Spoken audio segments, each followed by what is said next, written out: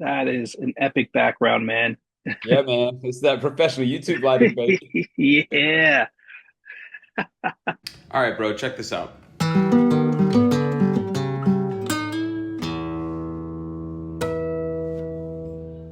How you How you doing, doing, brother? buddy? Good to see you. Good. Good seeing you too, man. Your haircut looks nice. Thanks, dude.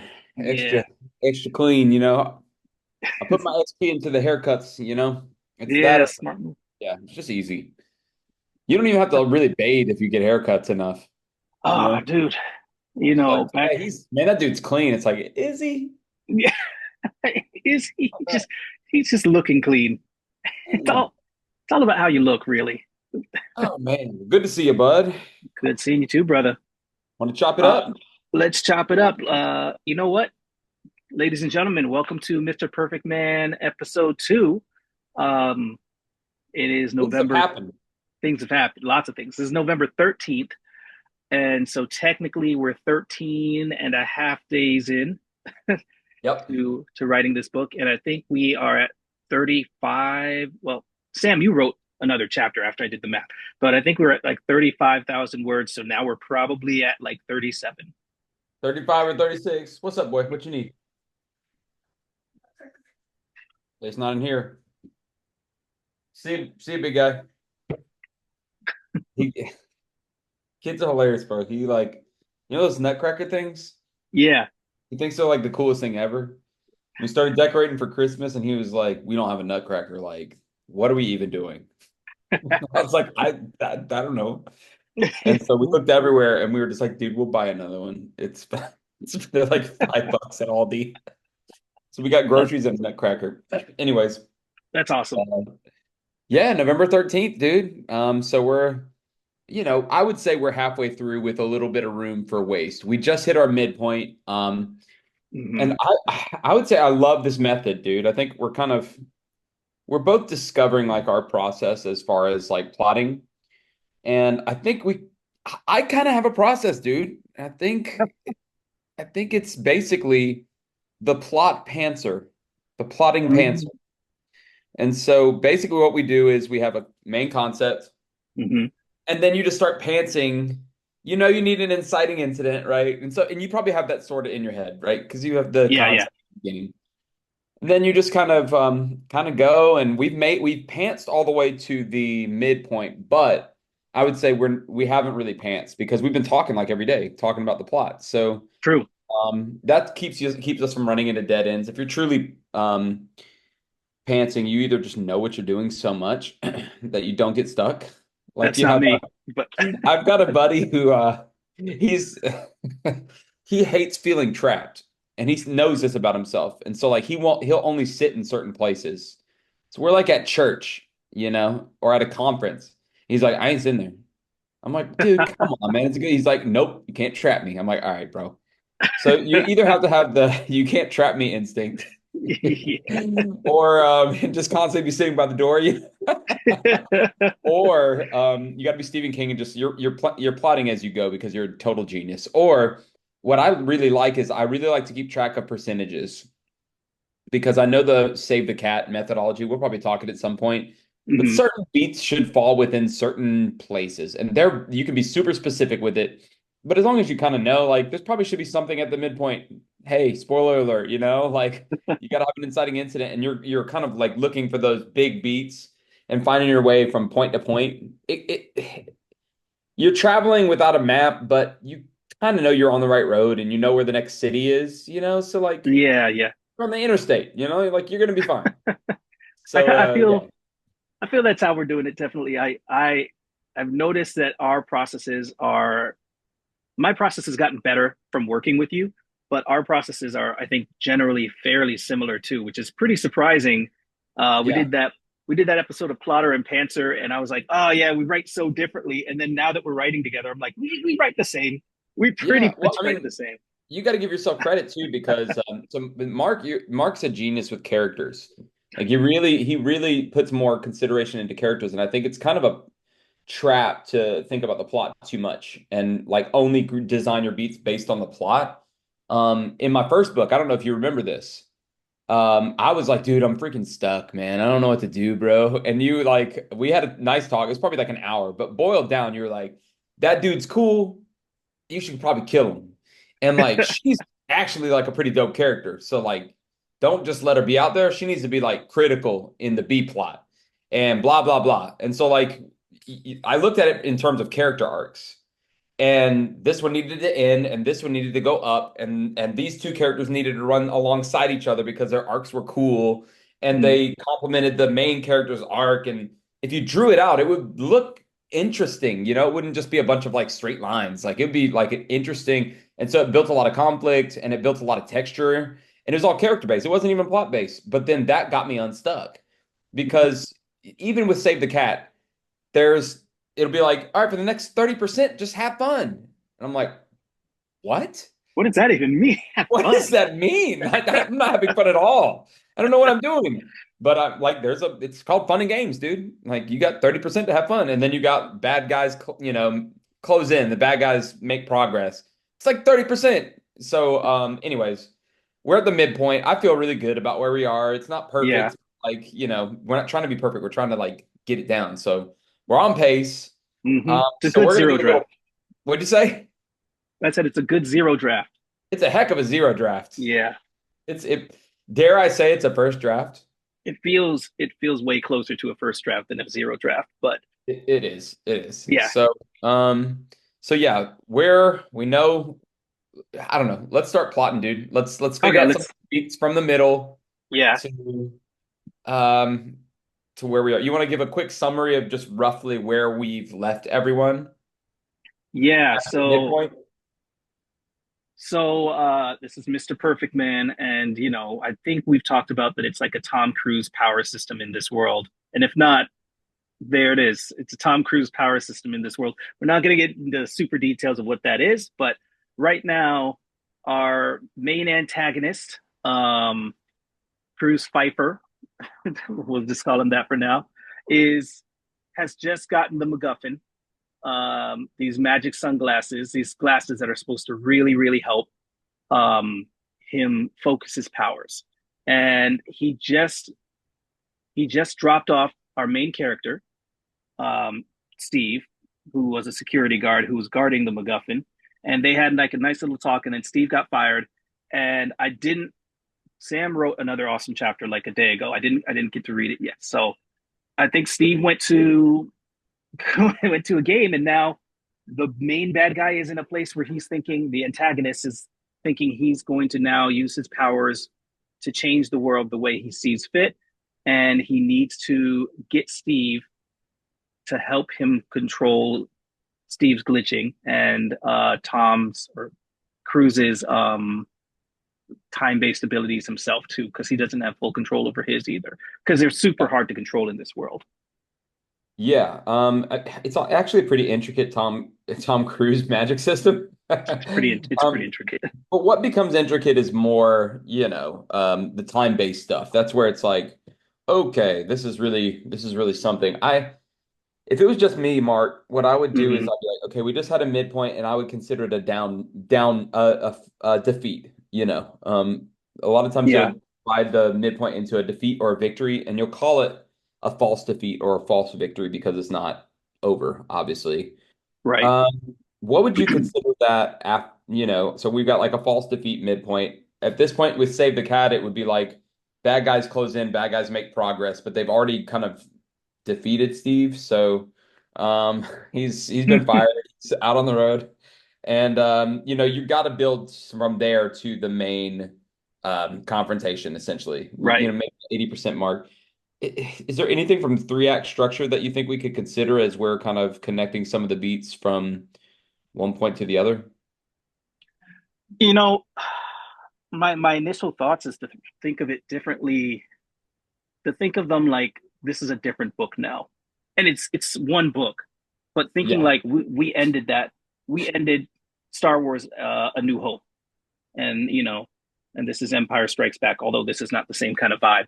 But I Yeah. would just I think that's the best thing I can think of, because I like our structure. I like what we've got going on. I like everything makes sense in terms of character and how things work, and the plot's lining up pretty good. And I don't think I want to force anything, so I just say like beginning of the new throw done, beginning of new story with the same characters is Cruz needs to eventually just accept that he needs to stop this guy Steve from messing up his life, and he's traumatized from him too. So I don't think it's a big jump. I think that's all we can really do because I can't picture this character not going to get this guy. The Yeah. antagonist going to at least confront the protagonist now. He's too smart, and the protagonist, I don't really know what he's got. He doesn't really have anything planned right now on his agenda. I mean, who does when you get fired? Yeah. Okay, that's kind of interesting. I really like it's kind of like thinking of it like an episodic program versus having to consider everything else. So why don't we Yeah. okay, so this could be really interesting too because it's not we're not just starting let's pretend like we're starting from scratch. So, you Hmm. know, so we kind of need another inciting incident to get things kicked off. I so we know two things. One, your character needs more information. He thought that the MacGuffin was gonna solve all his problems, but it turns out he needs more information for it to perfectly solve his problems. In without spoiling anything, there's a time-based ability, but there's actually two because they're based on Tom Cruise's movies. So the one is the jump back and restart ability, and then one is the flash forward ability. Hmm. Does the So that flash, but it doesn't necessarily from like a Minority Report, but it doesn't place you in the future, does it? Or is it's just no, for it's just foreseeing. Yeah. okay, So what kind of issues is he? Because it felt like when I read your scene, he was trying out the foresight, which in right, my mind, we haven't really like blatantly established this, but we've talked about it. And I think the more we understand the magic system, I think the easier it'll be to build around it. Um, Basically, it can be dangerous. Like if you jump forward too far, in our mind, the future isn't created yet. So right. like the more you it's dangerous. If you jump too far, nothing's really formed and you lose your mind essentially. Um, Essentially, yeah. is that kind of what was happening? Because he basically tries out the ability and he's like, "Ooh, let's just say he got nauseated Yeah. at the very His least." his in my mind is if you go too far forward from what you were telling me, that you would basically break your mind. You kind of turn into a vegetable. Yeah, But I was thinking like, what if what is the actuality of what happens to you is what I was trying to think. Like from the outside, this person's a vegetable, right? From yeah. the inside, what's happening to you? Well, I think what happens is you can't come back. So you're not a vegetable. You're trapped. Your mind's trapped just seeing all possible future. I think it's And it's horrific. too much. Ooh, yeah, It's too yeah. much. And that's what I got.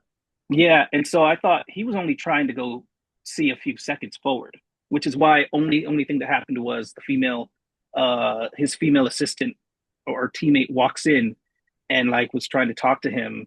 And then that didn't happen yet. So when he finally got freed, she hadn't walked in the door yet, So Got you. I was trying to show like what happens from the inside, of because I have to write it from his perspective. So, he can't that person can't just go like brain shut off. I was thinking more like people that are in car accidents or something, and unfortunately they don't wake up. And then some people one day wake up and they're like, I heard everything. Locked in syndrome. It's a Locked thing. in. Yeah, there's Right. movies on it and stuff. But yeah. Yeah. I So like. I thought you crushed that, and it was a cool way to. I think we still need to blatantly tell that so I that the think audience so. gets it. But I think that was the coolest way in the world to show it, and it's kind of scary and stuff. But so he needs more information. He's trying to unlock these time-based abilities because he's writing injustices essentially, and Right. this I think would make it impossible to not be successful. Essentially, he could do anything he wants in this futuristic world if he can foresee, and then if he can even rewind, which we haven't Right. really touched on the rewind as much. But in our world, if you to mess with the time-based abilities is scary. If you jump back, you could jump back way too far and get stuck, and people are dying and stuff like that. So they kind of banned these abilities, which will make that blatant at some point. Um, but our Steve character has the rewind ability, and because it's glitched up, he always does a 2 or 3 second or whatever second jump. So it's actually predictable and really useful. but he's an Hmm. idiot. He doesn't know what's happening. The way we left it off, Tom Cruise was like, stop doing this jumping because he experiences the reset whenever Yeah. Steve does, and it's driving him insane. Um, and he has a rule like I don't kill security guards or whatever because I'm a good guy, you know? Hmm. Um, and so, with where we're leaving it off, Tom Cruise let him off the hook. He just got fired. That's your beginning, your new beginning. And so what we were thinking was maybe we do some kind of are we revealing too much? No, it's okay. We'll edit it if we look back at this and go like this was Yeah. too much. But Just tell the whole story. yeah, I Um, know. And then at the end, no. yeah, yeah. I don't know. We're thinking maybe they try to team up. Maybe Tom Cruise is just trying to figure out how to not have to kill this guy who keeps he's ruining everything. But then now he also kind of needs some data as well. And potentially Steve could give him some data points, even though he's an idiot. So in my mind, He's a Tom Cruise, control, yeah. yeah, in my mind, Tom Cruise would want to team up, would want to do a couple jobs together to get information from him. And um, so yeah, I'm scared to like reveal stuff, but we were gonna have them do like a some kind of a job together that is an objectively good job, you Right. know. Um, so maybe we start there. Tom Cruise finds him. He's doing whatever because maybe he can't find another job, or maybe he just got him and immediately got a really crappy job. And Cruise finds him and is like, we got to talk again. And Steve would be like, he wouldn't try to run. He wouldn't do anything like that. He'd just be like, okay, Yeah, let's just talk. Because very aware that like there's no point in trying to get away. yeah, there's no point. And he's just tired and sad all the time anyway. So he's like, all right, geez, dude, like I was gonna get a beer. All right, Yeah. what do you need? Like, Do you so I don't know, do maybe you you start think there. Steve would want Biggins to be part of it too? Because he's unemployed too. Or do you think he'd be like, no, I don't want to get you caught up in this, like there's He'd probably not want him to get caught up in it. He'd probably want to just do like one quick job and be done after the weekend, that kind of thing. Okay, right, what do you need? Just can I come back to work or, we were gonna go to a game or something. So, can I be back in time for that, Dad? yeah, yeah. Do you think he's mad about getting fired? Like, does he blame Tom Cruise, or is he just kind of like, yeah, I didn't really defend. I'm looking at the glasses; they're on your table here. I clearly didn't do my job. I think he wouldn't be mad. I think he'd be like, I mean, this sucks.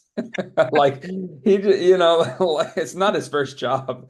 Um, Right. well, even though he's been there, the job sucks anyways. He works night shift at a museum, so he's like, I mean, all right, you know, I'm probably gonna have to get something worse, but whatever. I wasn't really getting paid that much anyways, and Is what it is. yeah, yeah, he's just kind of whatever. He's They kind of had mean me. as a person, so He I just kind like of this goes like, the character-based questions because what you're doing is we're trying to build plot points, but without ignoring the characters.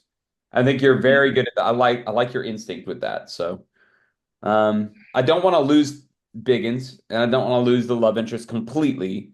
Yeah. So maybe through this bad guys closes in section or this kind of new ramp up, Hmm. they can probably do some kind of a thing for a little while. What do you think about what do you think about so Tom Cruise? I feel like I don't want him in the Haven. I've already been there for a few Yeah, we got to times. do setting changes is what we were talking Setting about. change. A Yeah. lot of yeah. It'll just So add juice to a scene. Sometimes it'll totally unlock it to just put it somewhere else for no reason, even yeah. wherever. I mean, well, maybe we catch Steve outside of like a job interview. He just leaves and him and Biggins can be there. And Tom just kind of goes like, hey, I got to talk to you. And he goes, I'm not getting back in that van. Yeah, And, yeah, and he goes, I'm gonna get a beer. Do you want to come? And we can just go to a bar, nice and yeah, easy. And Biggins can be there to ask a few dumb questions here and there if he wants, or Biggins can be like, I don't, whatever you think Biggins would do. And then that can be the place where we do like a full reveal of like Tom can explain everything there, you know, because he's selling him a little bit. I think A now little bit, yeah, it'd be easier for him to just say, "I'll come with you." I think. totally. And Yeah. and So the thing is, he would like yeah. the only interesting thing that's ever happened, you know? And it's really interesting because Tom Cruise is supposed to be dead, you know? Right. Do you think? Do you think? Do you think Tom? Do you think Steve would take uh a shot from Tom Cruise, like a TC booster? Because Tom has the only ones that don't make you go insane. Because he's given them to his whole team. Hmm. And if he did, what would Steve get? Would he only get his height back, or would he get the hair? You know what I mean? Like, does he waste the TC booster on actually getting the hair he wants? I don't know, man. That's a good question. I don't know if he could dangle that out or not. I would think off the cuff that he might be, I don't He, know. I would think initially I would think, I'm I over tried it. that once and I'm not gonna do it. Like, but if Tom's like, dude, this is like the real thing. Look at me. Like, I've been transformed into this guy. Yeah, you Um, saw the other guy with the hair. what do you want? You know, do you want endless sprint? Like, We you could do know, that. Yeah, he'd probably feel like it was wrong, but he'd be like, dang, that could be useful. but he You already know, did it. He'd think it was. he tried it That's once my. when he was young. Oh, that's true. It's been a while. So here's another one for you, though. A quick thought. What if the negotiations with, like, Steve cares about his friends? Like, he Yeah. he cares clearly. So what if he's like, listen, I'll happily go with you, but I gotta get a job, help my friend out, do whatever. And then Tom can say something along the lines of, "Oh, I can have Lady Cruz take care of that, and she can literally like hack some system, and they got a job." I I mean, kind they I kind of like that angle because he would do that for Biggins. It's right. like his roommate and his best buddy, and he cares about his roommate, and I think that would be even more of a motivator for him to be like, look, say the word, and he's got the job. I can take that's so easy for me to do. Mm, At the very least, that could kind of get the ball rolling. Or yeah, he right. could even open with that. Like, by the way, like he's got the job. Yeah. Yeah. Oh, okay. Thanks. Yeah. Like, what does this mean? Like, Mhm. I think these are all interesting components for sure to get him on board. So to start to get him on board with whatever's next. Yeah. We could change their life a little bit too. Like, since he's hacking him to give him the job, hacking whatever system to give him, get them the job, give him the job specifically. He can also give him like Biggins, like just a massive raise. So Biggins can come back and their life can get slightly better from being involved with Tom. Because at the end of the day, it doesn't bother Tom. Nothing's changing for him. Yeah. You know, adding a zero doesn't do a thing to him. And he's clearly not worried about any kind of credits or money. I don't know. I'm just thinking like, what does it look like after they meet each other? How do their lives change? And I think Tom's changes because he becomes friends with Steve. That I think Steve is going to be like the only person that he becomes friends with out of the other ones. He kind of likes Rhodes a little bit, like because Rhodes doesn't like bow to him fully. He Yeah. doesn't really like Kai, the one that And Steve we're talking saw. about the side character. They're But all yeah, part Tom Cruise, his they're uh, all his team essentially. yeah, We've got they're we got like Mission Impossible to Tom Cruise. We've got basically a lady that's like a super genius, but she's taken some Tom Cruise serums too, so she's like Lady Cruise. And then we yeah. got like this military black guy who's taken the serum, so he's Black Tom Cruise, and Yeah. Why not, so right? yeah, and it's fun. It makes it silly, but yeah, I think he doesn't. I think he respects, but thinks that like she's not confident enough. Lady Cruz. He doesn't truly like Kai because it reminds him of younger Tom Cruise when he Yeah. just did Yeah. whatever. And then he kind of like respects because he doesn't because he's always like questioning him, Black Cruz. But I think he becomes friends with Steve, and that can be the change for Tom. I think it needs to be a little bigger one, but it's a good Yeah, start. I mean, like, he could find him kind of refreshing because he's not motivated by anything. He's not ever, he has no second game like thing going on. Like he's just, Yeah, and they could kind of have a moment why if we do get into like a little bit of training and data collecting, like, and that could be part of it too. Like, this is happening. It could go haywire and you could end up, this time-based ability that you're using could end up killing you and hurting the people around you. Like you need to at least understand what you're doing. And I can help you with that. And again, yeah, I'm a good guy. Like I don't hurt pedestrians and I don't hurt, I don't, well, he doesn't kill security guards. He may tase them or whatever. Or, yeah, yeah. you know, I, um, I don't hurt civilians. I don't kill security guards. yeah, I just hurt Uh, bad guys. just bad Like, guys. Yeah, yeah, I think that's interesting. I do think it's interesting to take our time a little bit because sometimes I think it's easy to want to chase down the next plot point so much that you're just hurtling through the story and it doesn't have texture. Like you're yeah, clearly launching from beat to beat. I think we've dodged that pretty good through up to the midpoint. I like the idea of him being like, you think about it. I got this job I need to do pretty soon here, but I've got a couple of jobs that I'm going to do before that. Um, and then in the meantime, maybe Biggins gets the job, and then Biggins gets a raise. And yeah, you know, Steve is kind of like, dang, because he knows that Tom's doing that stuff, to kind of yeah, grease the wheels or whatever. But that would also make him beholden to him a little bit. But it also builds in some tension too and potential source of conflict because does he tell Biggins that, because Biggins is gonna be excited that he got a raise or yeah. whatever? Does he tell him? Does he not? He probably doesn't. He Right. He wants doesn't. everybody to feel good. Yeah, he doesn't want to be like, you only got that because of Tom Cruise guy that beat us up and Glad you're tased you. happy. Yeah. I kind of like that Uh, because it takes a little time and lets some things develop. yeah. And we were joking about these different plot formats, but they leave space for a reason, I think. I think it's actually kind of genius that they're purposely unstructured at certain points and they show you where you should do that. So, Mm. I think this has been really good because I see the path forward now. I think it's not a problem for me to basically have, and let me know what you think, have Tom the next day after your, because you got to get a job. You got to move quick. So yeah, you've definitely already applied. I mean, these guys, they don't have a lot of money, so they're yeah, moving. So it can be the next day, it, because Tom is going to give him space after to think, you know. yeah, So it doesn't have to be like Tom waited a while because I can't fathom why he would. He's just way too direct and action oriented. So he can literally, I'll just have him come up to him the next day. They'll go to a bar. Biggins doesn't have to be there, you know. That way he has no clue about any of this stuff happening in the background. Like when he gets the job, gets a raise.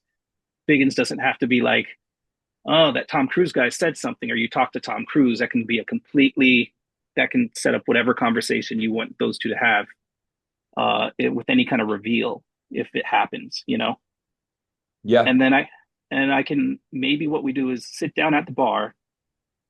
Tom offers him the job, but also unpacks the magic system very detailed because of the dangers. And he goes, I'm going to let you sit with that. Um, and he forgets to pay the tab and he leaves. And Steve's got to pay the tab. I like that. That could be good. Yeah, he doesn't pay for any tabs, right? He He just never does brings whatever. money. Yeah, Yeah. yeah, yeah. That could be cool. I don't think you should have to unpack the entire magic system because that'd be a heck of a dump right there. Yeah. I think we should unpack bits and pieces in previous conversations, Okay. in rewrites, but in such a way that we're. So here's the funny thing. Whenever I'm writing, I'm always trying to give the reader information, right? You got to Yeah. know this. You got to know this. So pay attention. Just stay with me. You got to know this so you can. Instead, why don't we unpack some of it, like the most important, maybe higher level stuff, Hmm. as a payoff. And in those previous scenes, maybe we unpack some of it, but with the express purpose of driving momentum and driving curiosity, which is not how I'm learning how to write this way. But if you just write naturally, that's probably not what you're doing. You're probably trying to, oh, you got to get this, take it, take it, take it. Yeah. I Please promise, get read this it. to It's really go. good. I think it could be kind of cool to go back to those scenes and then plant questions on purpose. And this scene could be more like a maybe you unpack the just like heavy science timeline stuff. Yeah, I mean, Oh. definitely, this is the perfect place to at least talk about the glitching that he's doing, the time back forward and the time forward, the time back Yeah. forward. Yeah. It's time stuff, right? And then, well, in the past, you've got the warning, which is just like stop messing with this stuff. You don't Right, understand what you're doing, which it's right. there, but we can make it even more explicit. And then this time it could be some type of a payoff. But Yeah. yeah, I think we've got some direction. Um, and so y'all, this is plotting, I guess. This This is is pantsing and plotting, this is you the know. yeah. This is But good though. This is yeah. I feel really good. I feel like I know that this morning or yesterday too, we were both kind of just like, I love what we did. Where are we going? Ew. This happens to all writers, guys. Like, what do we do? Like, Yeah. so, you're conscious of the beats that typically need to happen, Hmm. and but I like something too, which is new for me. What you just did with what would this? Let's focus in on the characters. What would he do here? What would he do here? What would she do here? Um, I think that's interesting because that gives you all this extra information, and it's relying on what you've already built. So you're going to have cohesiveness throughout, and then you're going to be more character driven versus, stuff just happening. And then you ask the question after you've written 5 chapters, would he do that? And the answer is no. The answer is Terrible, no. And so terrible that, to that, get that that answer. stuff, it gets into books all the time, and readers they're going to get mad at you. They're going to be like, he wouldn't Yeah. do that. And you're like, crap, I established my character too well. And now Yeah, no. you know that I'm an idiot and I didn't know what to do. So, I like this combo because it's basically in our about us section of our YouTube channel where it's you what did you say? You said I know characters because I know people. I think that's what you said. And I really liked it. And so when I was writing mine, I just stole that and flipped it because I was like, but I think it's true. I said, I know people because I know characters. yeah. And I feel like with our powers combined, and you're really good. Sam is like the most efficient person in the world. He's like consistent and efficient. And you're really good at pushing the rock up the hill, which I'm so bad at. Like you'll I sit love down and pushing go, rocks up hills. That's my whole life. Yay. it's going. Uh, but yeah, man, I've learned this consistency from you. Sam writes. I just want everyone to know we're running out of time. We got like 8 minutes left uh, before we set our little timer here to make sure we don't just talk our ears off and Yeah. keep Yeah. ourselves focused here. But 5 hours. Well, have a nice day. I know the light slowly dimming behind me. The watch percentage is like, meow. But yeah, Sam has this amazing ability to like write consistently, like every single day. I'll go to sleep and I wake up and like this little paragraph that he just wrote for some reason, and then he wrote like a little bit of pick it up from here with this cool idea and blah blah blah. And then I'll wake up the next morning, and then I'll take a peek at Sam later. Early, he wakes up earlier than me. It's written has finished that whole chapter, and he's just like thinking about the next thing to do. And I'm always sitting back being like, I don't know, I'll probably write tomorrow or something. Well, Mark has the ability to stay up late, which I pass out. I can't do it. So Mark will just be like, yeah, time to do all that stuff. Life was crazy.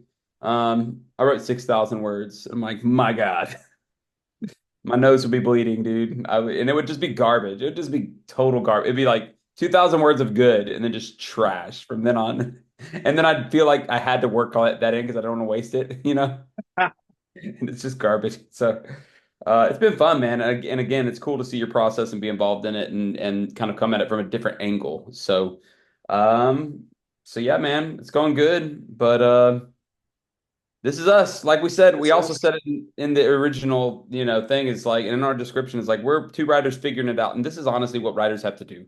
So Yep. like you have to figure out what you're doing. And if you're gonna write a novel in a month or whatever, or have some crazy goal, what actually gets you stuck is the plotting. It's not, Yeah. it's probably not cranking out words. And so we all our discussions have been plotting discussions. So that's why we can maintain that momentum and Hmm. not crash and burn because usually I would go at that pace and I want to do that every day. But then I hit a point where it's like, you got to stop and figure out what the heck you're going to do. And then I'll get stuck for like a week. Then my mental health is going down, like my self-worth is going down. I'm like losing my mind. Looking I'm at just like, yourself in the mirror. ah. Why? Yeah, So and you know, I'm good. another great power here, just advice is that you just don't feel bad about your idea not being great and just write. And sometimes we plot out and we have great ideas. And then I read what Sam wrote, and Sam's gone in a different direction that I think's better. And sometimes it's the same thing on the other side. We'll like talk about it really deeply. I think we had basically one scene just a bit ago, and I started writing it, and it just didn't like have any ideas to go that way, and I went a different direction. And I mean, this is you're probably writing by yourself and not in a team like us, but that's okay for you to have this thing plotted out. That's great, and then you start writing, and the story leads you another direction. But that's fine. Just replot. Well, if you see the runway there, like Yeah. if you see ground opening up, then you got to pursue it. So you wouldn't aimlessly kind of just write, Right. you write in a direction that's probably going to help. And part of the fruit of that, even if it's just this, the interiority of that flash forward effect is a really good show and not tell. And it really says a lot about the magic system. And it gives another reason why Cruz would, try to get Steve on his side. So now we got more, legitimate motivation for that. Those are good things that would not have come from just following the playbook. And again, you don't want Right. to wind up with a really stiff thing at the end. You want it to have some of that juice and that creativity. So, Yeah. yeah, cool, man. Thanks for talking to me, man. Mr. Perfect Man, episode 2. It's gonna be great, y'all. Gonna You're be gonna want great. to read it. It's gonna be a fun ride. Yeah. Subscribe. We'll send it out to you guys. Our zero draft. So don't make too much fun of us. But it's gonna be fun. It's gonna be great. See you, Yeah. brah. Later, brah. Later.